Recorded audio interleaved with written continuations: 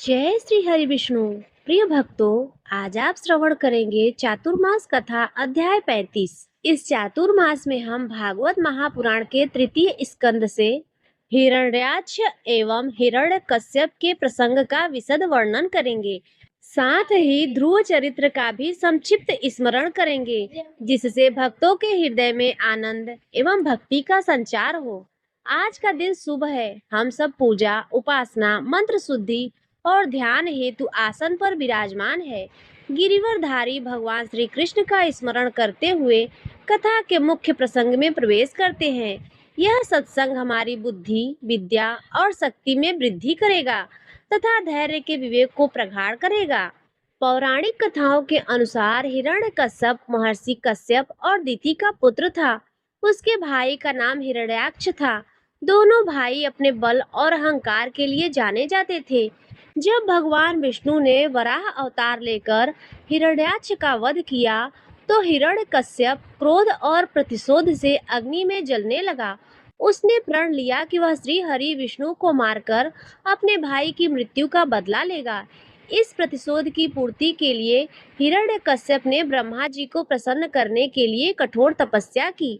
उसने हजारों वर्षों तक बिना अन्न जल के तप किया, जिससे उसके शरीर से प्रचंड अग्नि निकलने लगी। इस तपस्या से भयभीत होकर ब्रह्मा जी प्रकट हुए और उसे वरदान मांगने को कहा। हिरण्यकश्यप ने वरदान मांगा कि वह अमर हो जाए, लेकिन ब्रह्मा जी ने कहा कि ऐसा संभव नहीं है। तब उसने अपनी चतुराई से ऐसा वरदान मांगा जिससे कोई उसे मार ही ना सके। उसने कहा, मुझे न कोई मनुष्य मार सके, न कोई देवता।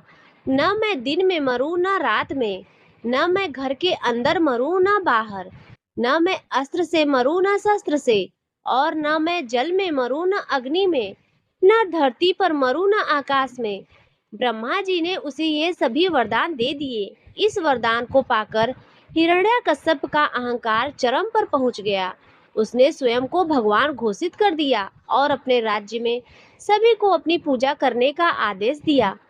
हिरण्यकश्यप का पुत्र प्रहलाद था, जो जन्म से ही भगवान विष्णु का परम भक्त था।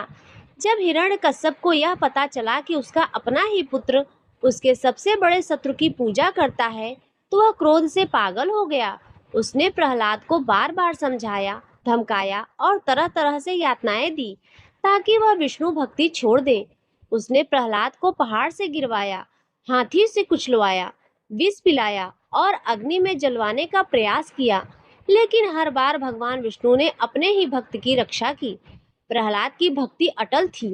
एक दिन हिरण्यकश्यप ने प्रहलाद से पूछा, तेरा भगवान कहाँ है? प्रहलाद ने शांत भाव से उत्तर दिया, भगवान हर जगह है, कण कण में समाये हुए हैं। हिरण्यकश्यप ने व्यंग करते हुए कहा, क्या तेरा भगवान इस खंभे में भी है? प्रहलाद ने कहा, हाँ अवश्य है।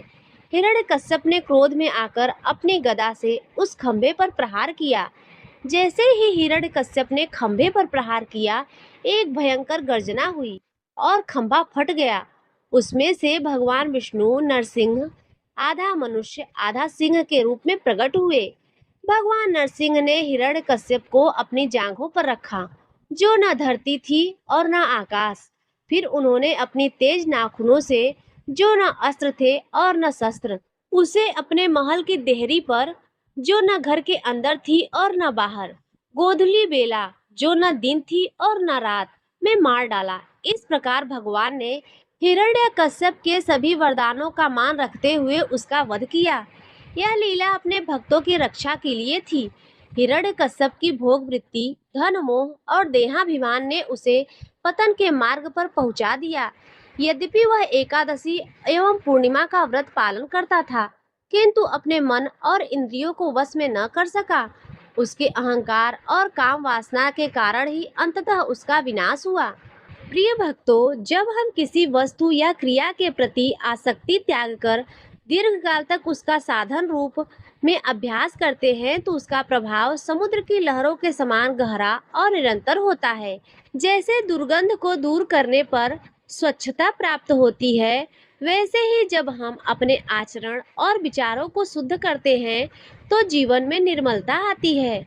जीवन का उद्देश्य केवल भौतिक सुखों की प्राप्ति नहीं होना चाहिए, व्रत, उपवास और आराधना से ही स्थायी सुख और शांति प्राप्त होती है। जो व्यक्ति केवल सुख सुविधाओं में लिप्त रहता है, वह अपने जीवन को व्यर्थ कर देता है।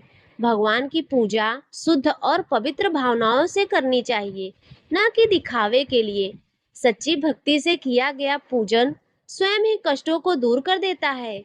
भगवान की कृपा से भक्त का उद्धार होता है। संसार के प्रत्येक प्राणी की उत्पत्ति, स्थिति और पालन परिपोषण भगवान से ही होता है। आज भी अनेक लोग सनातन धर्म और वैदिक ज्ञान का अध्ययन कर उसे अपने जीवन में धारण कर रहे हैं। योग का अर्थ केवल शारीरिक व्यायाम नहीं है, इसमें पद्मासन, वज्रासन और शवासन जैसे आसन सम्मिलित हैं, जो ध्यान और पूजा के लिए अत्यंत महत्वपूर्ण है।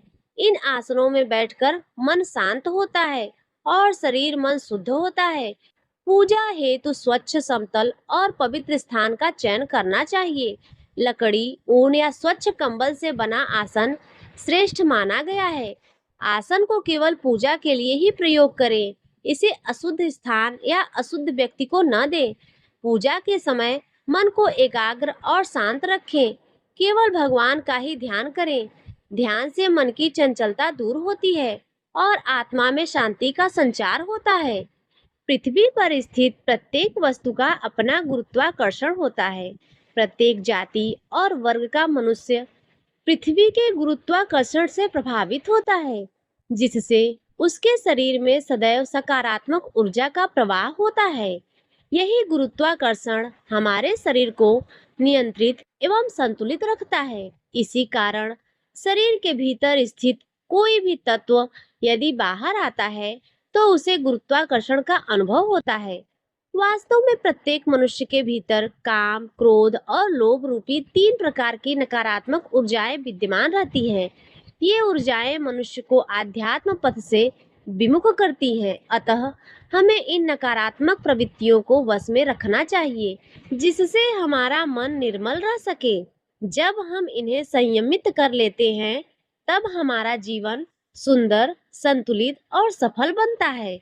जो व्यक्ति चातुर्मास में ज्ञान प्राप्त करते हैं, वे अपनी आत्मा को शुद्ध करते हैं।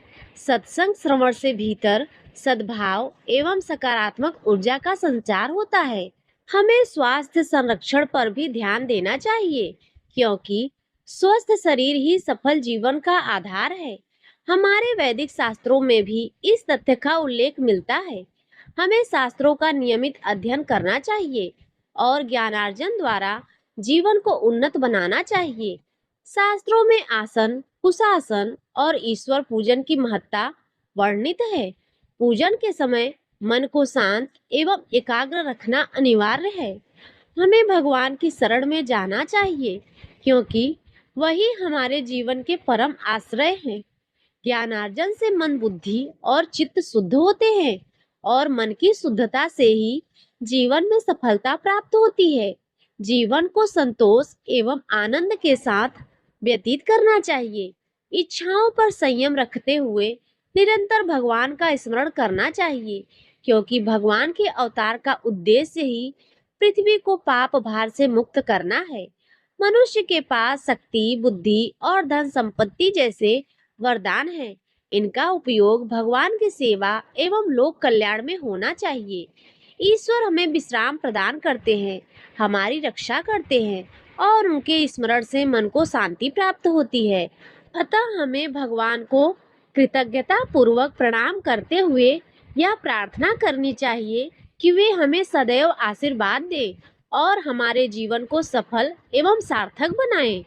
प्रिय भक्तों, आज की यह कथा हिरण्यकश्यप और भक्त प्रहलाद की कथा केवल एक कथा नहीं है, बल्कि यह हमारे भीतर चल रहे निरंतर युद्ध का प्रतिबिंब है। अहंकार और भक्ति का युद्ध। हिरण्यकश्यप के कठोर तपस्या करके बहुत शक्ति प्राप्त की, लेकिन उस शक्ति का उपयोग उसने अपनी आत्मा को शुद्ध करने में नहीं, बल्कि अपने अहंकार को पोषित करने में किया। उसने सोचा कि अब कोई उसे मार नहीं सकता और इसी भ्रम में उसने स्वयं को भगवान मान लिया।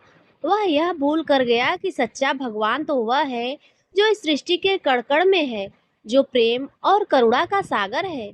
आज हम भी अपने जीवन में यही भूल करते हैं। जब हमारे पास थोड़ा धन आता है, थोड़ी शक्ति आती है या कोई पद मिलता है, तो हमारे भीतर भी एक छोटा सा हिरण्यकश्यप जन्म ले लेता है। हम सोचते हैं कि हम भी सब कुछ हैं और फिर हमारे जीवन में धीरे धीरे अहंकार, काम, क्रोध और लोभ का अंधकार छाने लगता है। लेकिन दूसरी ओर भक्त प्रहलाद का जीवन हमें एक अलग मार्ग दिखाता है। प्रहलाद के पास कोई शक्ति नहीं थी, कोई धन नहीं था, फिर भी उसकी भक्ति इतनी सच्ची और गहरी थी कि वह अपने पिता के कठोर से कठोर अत्याचार को भी सह गया। उसकी शक्ति उसके भीतर की नहीं, बल्कि भगवान के प्रति उसके अटूट प्रेम और विश्वास की थी। प्रहलाद की यह कथा हमें सिखाती है कि सच्ची शक्ति बाहरी सुखों में नहीं, बल्कि मन की पवित्रता और भगवान के प्रति प्रेम में होती है। हिरण्यकश्यप की सभी यातनाएं उस नन्ही सी भक्ति की लौ को बुझा न सकी, क्योंकि उस लौ को स्वयं भगवान ने अपनी शक्ति से प्रज्वलित रखा था। आज भी हमारे जीवन में कई हिरण्यकश्यप हैं। हमारे काम, क्रोध, लोभ और मोह, अहंकार, ये सभी हमें भगवान से दूर ले जाने का प्रयास करते हैं। लेकिन यदि हम अपने हृदय में प्रहलाद की तरह भक्ति का दीपक जला लें, तो कोई भी शक्ति हमें उस परम पिता परमेश्वर से अलग नहीं कर सकती। तो आइए इस चातुर्मास में हम संकल्प लें कि हम अपने भीतर के हिरण्यकश्यप को खत्म करेंगे और प्रहलाद की तरह निस्वार्थ भाव से भगवान की भक्ति करेंगे। अपने मन को शुद्ध रखेंगे, अपने अहंकार को त्यागेंगे और प्रेम व करुणा के मार्ग पर चलेंगे। यही इस कथा का सार है और यही हमारे जीवन का वास्तविक उद्देश्य है। बोलिए श्री लक्ष्मी नारायण की जय, चातुर्मास महात्म्य की जय। धर्म की जय हो और अधर्म का नाश हो, प्राणियों में सद्भावना हो और विश्व का कल्याण हो। प्रिय भक्तों, यह कथा यहीं पर संपन्न होती है। आज की कथा यदि आपको अच्छी लगी हो तो वीडियो को लाइक कर दीजिए, चैनल पर पहली बार आए हो तो सब्सक्राइब कर लीजिए और कमेंट में जय श्री हरि विष्णु अवश्य लिखिए।